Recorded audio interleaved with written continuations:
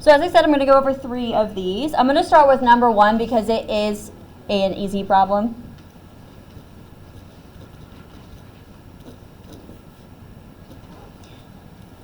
Number 1 is cosine of x, tangent of x.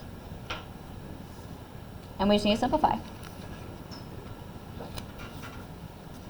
Before I jump in here, what operation is between those functions? Multiplication. Multiplication. If they're just written side by side, we understand that's multiplication.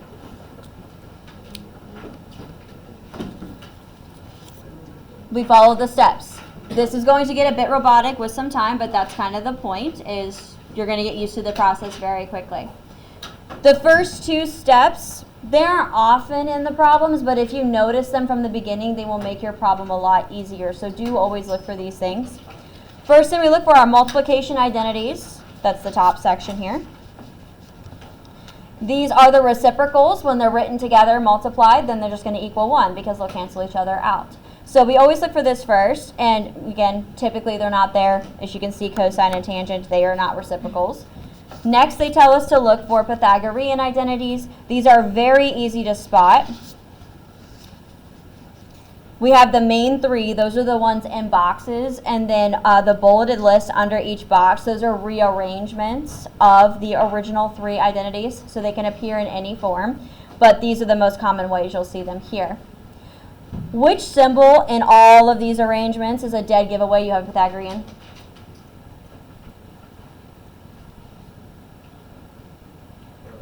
Squared, exactly. Pythagorean, as in a squared plus b squared equals c squared, yes, that's where these come from. They all have squareds in them. So if your problem has no squareds, you don't have Pythagorean identities. They're very easy to identify.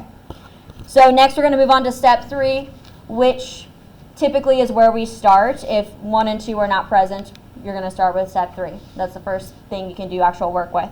Change all identities to sine and cosine. And by the way, this is always an option. Some problems can be solved multiple ways. Sometimes going straight and doing this can make the problem harder. It just depends on the problem. So we have a cosine and we have a tangent. We need to change tangent in terms of sine and cosine. At the bottom here, we have the reciprocal identities. You will use these the most out of everything on this side of the slider. So we have our cosine. There are 2 options for tangent. You will rarely use the 1 over cotangent identity, but you are still responsible to know that conversion there. And there are a couple problems where it will be beneficial to use this one instead of sine over cosine. So I'm going to use sine over cosine here.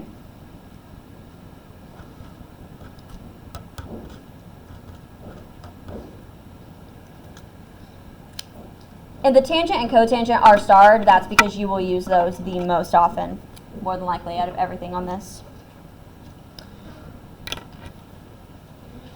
After you change everything to sine and cosine, step 4, do some algebra. This is where your algebra skills, your foundational skills really need to kick in. We have listed pretty much everything you're going to run into, but there's always other stuff that can come up. But look at the problem. What do we have going on?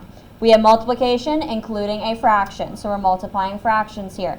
This is when those basic questions are going to come in. How do we multiply fractions? What does that look like? So I'm going to make cosine of x a fraction by putting it over 1. And then how do I multiply fractions? Straight across. Good. So cosine times sine, I'm just going to write those next to each other.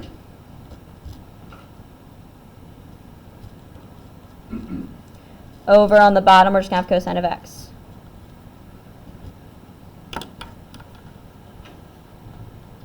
I get asked what is the correct way to write this on the top. You can put a multiplication sign between, you can drop it, you can put parentheses around the sign. It's really a personal preference.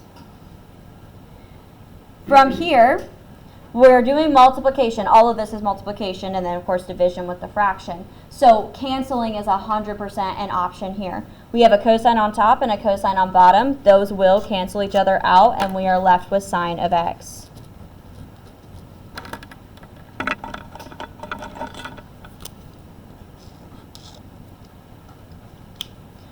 Reminder, you do have access to the answers. They're on the back.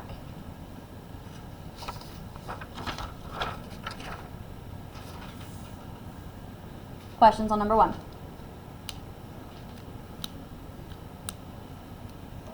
Okay. I'm going to do number 4 next.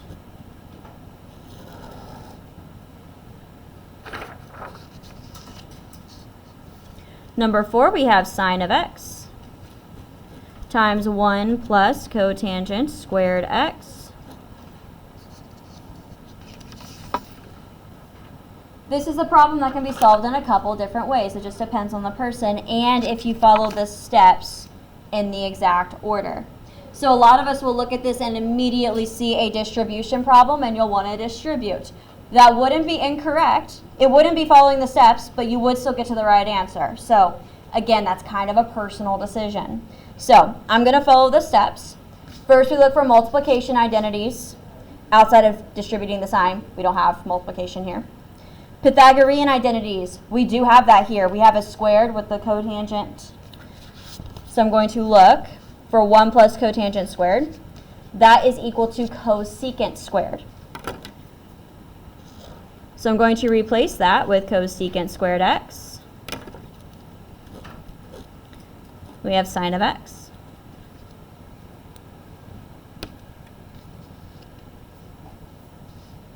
And now it's just a multiplication problem, that's it.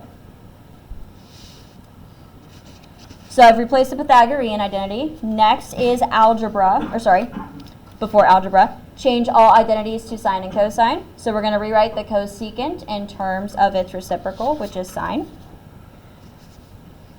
So find the cosecant, it's equal to 1 over sine.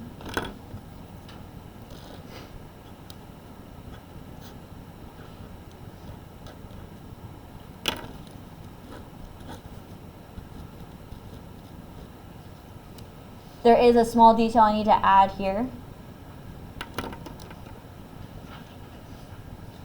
Cosecant is equal to 1 over sine. Cosecant squared is equal to 1 over sine squared, yes.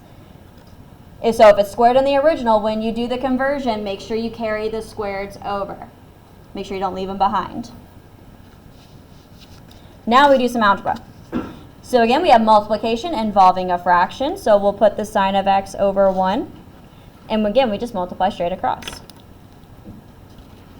So this is sine of x over sine squared of x. Just multiplying both of those by 1 straight across. The sign on top has an exponent of 1, and the sign on bottom has an exponent of 2. So we have 1 on top, 2 on bottom. We're going to do some canceling.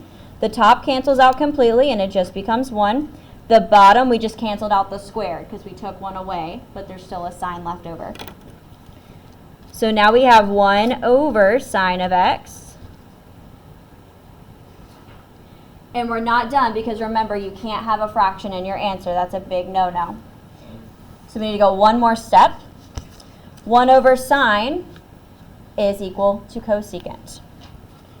So I'm going to rewrite this as cosecant x. That is my final answer.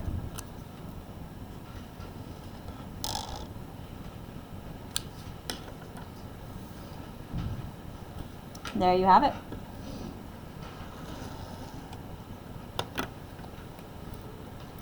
Questions over number 4?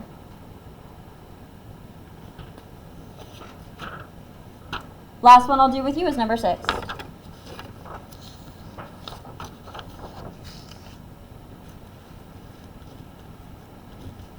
Tangent of x minus secant of x over sine of x minus 1.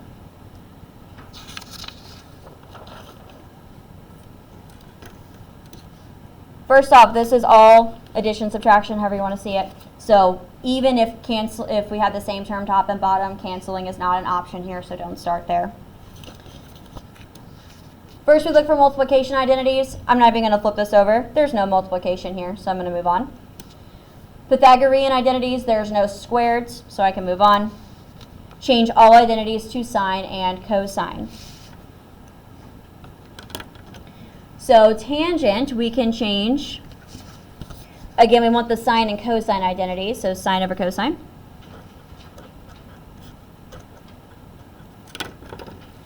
Minus Secant we can change to 1 over cosine. And then our denominator doesn't change because it already has sine in it.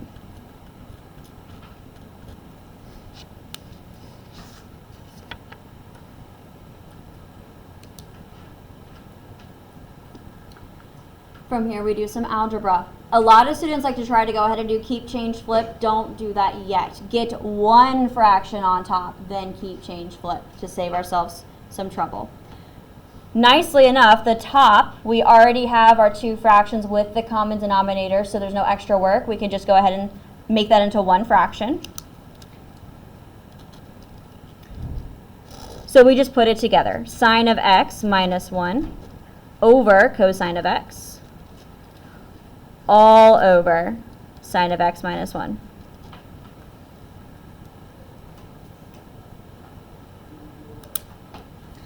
Now when you have a keep, change, flip setup, don't be the person who goes ahead and cancels sine of x minus 1 on the top and bottom here.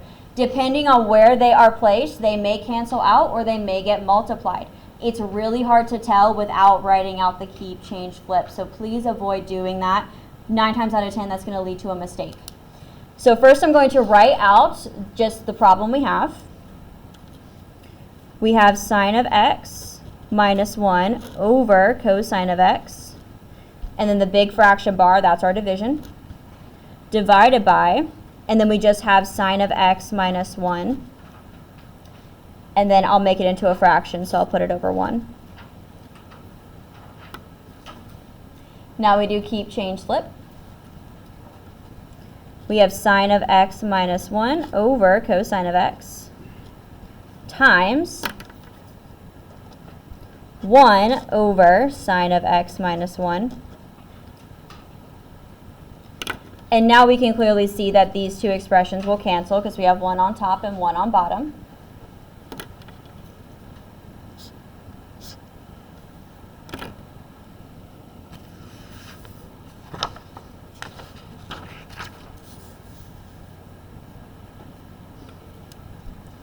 Now when we multiply, we just have 1 on top and then cosine on bottom.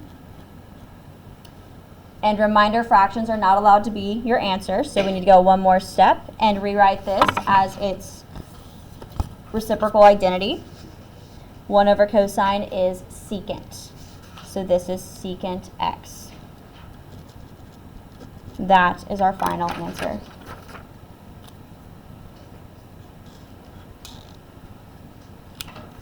So that one was quite a bit more involved, and you're going to want to get used to doing problems like that one and beyond that.